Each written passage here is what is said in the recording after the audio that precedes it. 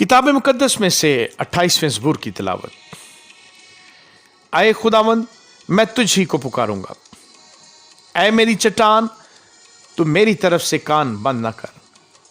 ऐसा न हो कि अगर तू मेरी तरफ से खामोश रहे तो मैं उनकी मानद बन जाऊं जो पाताल में जाते हैं।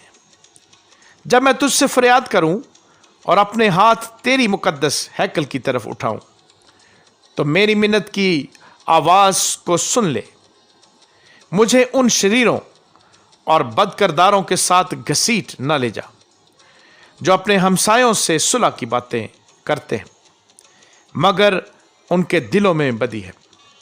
उनके अफ़ालो अमाल की बुराई के मुआफ़िक उनको बदला दे।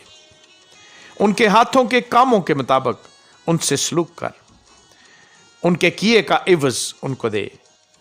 वो खुदावंद के कामों और उसकी दस्तकारी पर ध्यान नहीं करते, इसलिए वो उनको गिरा देगा और फिर नहीं उठाएगा।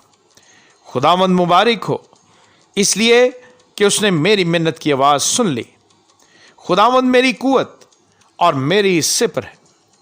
मेरे दिल ने उस पर तवक्कल किया है और मुझे मदद मिली है।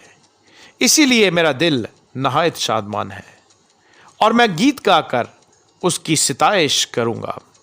खुदावंद उनकी कुव्वत है, वो अपने ममसू के लिए नजात का कला है। अपनी उम्मत को बचा और अपनी मिरास को बरकत दे।